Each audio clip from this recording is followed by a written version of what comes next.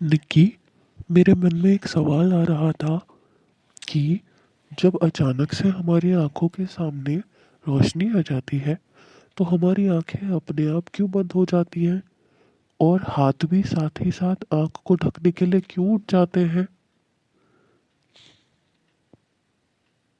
ये तो मुझे नहीं पता टॉम। पर हाँ, मैडम को पता होगा। कल स्कूल में मैम से पूछेंगे। हाँ, ये ठीक रहेगा। Good good morning morning ma'am. Ma'am. Good morning बच्चों। मैम, हमें आपसे एक सवाल पूछना था। हाँ बच्चों, पूछो। क्या पूछना है तुम्हें? मैम, जब अचानक से हमारी आंखों के सामने रोशनी आ जाती है तो हमारी आंखें अपने आप क्यों बंद हो जाती हैं और हमारे हाथ भी अपने आप ही आंखों को ढकने के लिए क्यों उठ जाते हैं।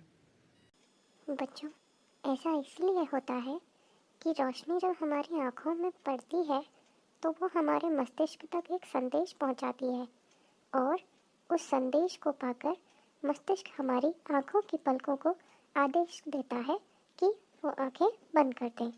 और साथ ही साथ मस्तिष्क हमारे हाथों को भी संदेश देता है कि वह आँखों को ढक दें। आज मैं आप लोगों को जो पाठ पढ़ाने जा रही हूँ उसमें हम यही बताएंगे कि किस प्रकार से मस्तिष्क हमारे विभिन्न अंगों को नियंत्रित करता है। मैम, आज हम कौन सा पाठ पढ़ने जा रहे हैं। बच्चों, आज जो मैं पाठ आप लोगों को पढ़ाने जा रही हूँ उसका नाम है नियंत्रण एवं समन्वय। नियंत्रण एवं समन्वय में हम आज नर्वस सिस्टम यानी कि तंत्रिका तंत्र के बारे में जानेंगे। मैडम, तंत्रिका तंत्र किसे कहते हैं?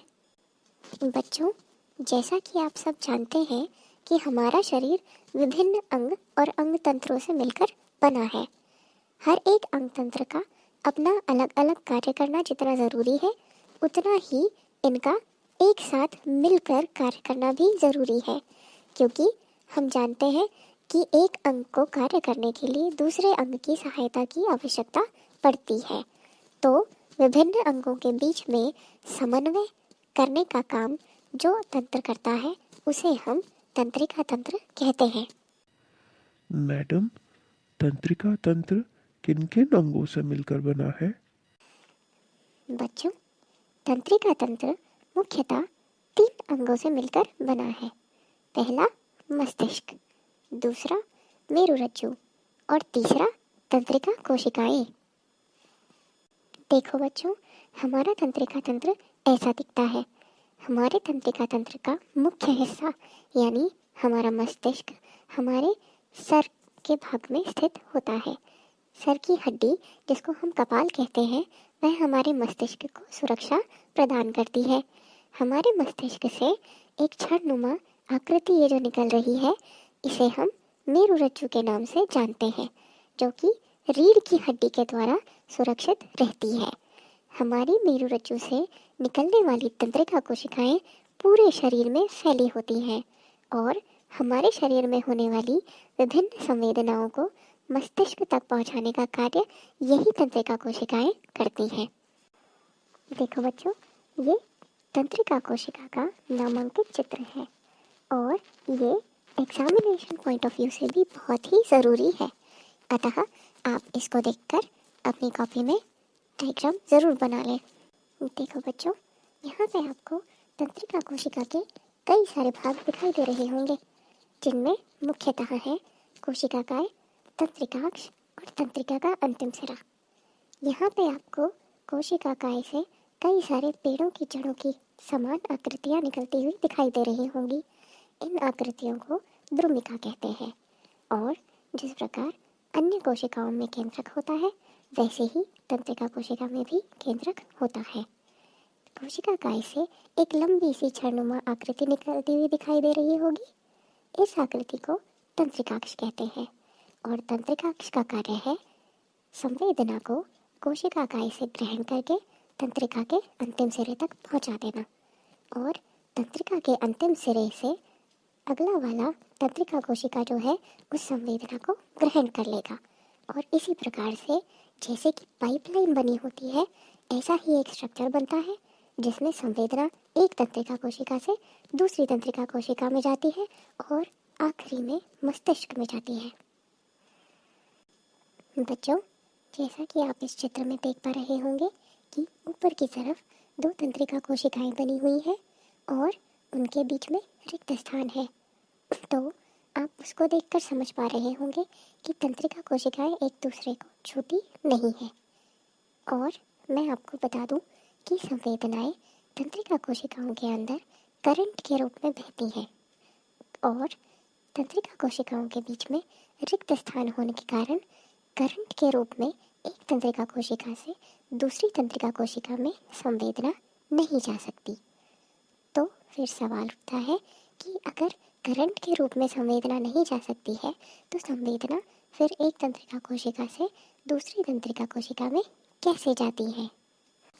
अब आप इसमें समझिए कि संवेदना जो कि तंत्रिका कोशिका के अंदर करंट के रूप में बह रही थी वह एक्सॉन एंडिंग यानी तंत्रिकाक्ष के अंतिम सिरे में पहुंचकर वेसाइकल के अंदर केमिकल के रूप में जमा हो गई है और इसी केमिकल के रूप में ये संवेदनाएं दोनों तंत्रिका कोशिकाओं के बीच के रिक्त स्थान को पार करेंगी और जैसे ही ये केमिकल के रूप में जो संवेदनाएं आई हैं वो डेंड्राइट में यानी कि अगले वाले तंत्रिका कोशिका की ध्रुमिका में जैसे ही प्रवेश करेंगी तो ये फिर से करंट के रूप में बदल जाएंगी और फिर उस तंत्रिका कोशिका के अंदर करंट के रूप में बहेगी और उस तंत्रिका कोशिका के अंतिम सिरे में जाकर फिर से केमिकल के रूप में बदलकर रिक्त स्थान को पार करेगी।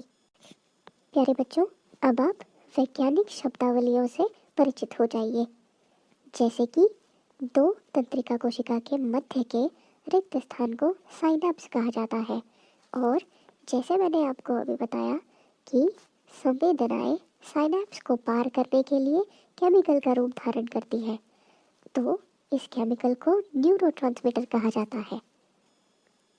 देखो बच्चों, यहाँ पे हमको दिखाई दे रहा है कि नर्वस सिस्टम यानी कि तंत्रिका तंत्र दो प्रकार का होता है।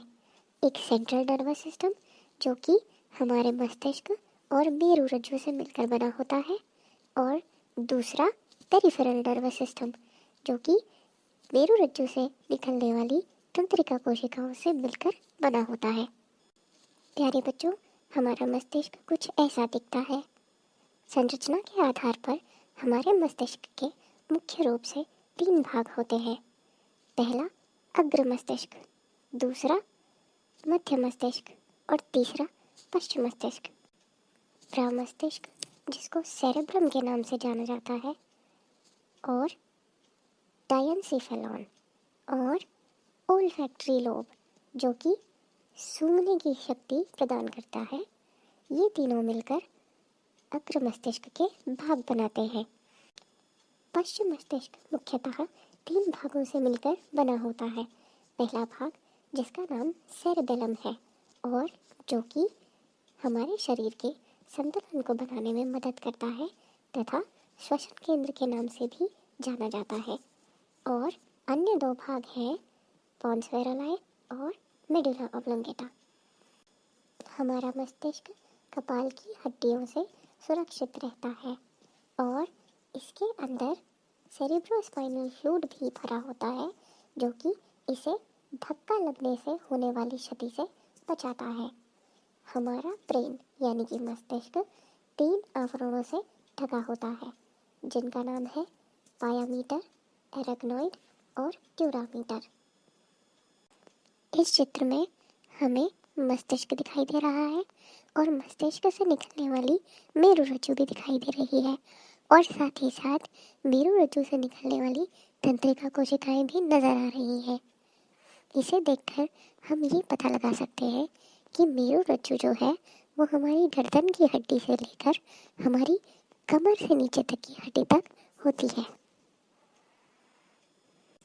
प्यारे बच्चों, आज हमने तंत्रिका तंत्र के बारे में कुछ जानकारियाँ प्राप्त करी।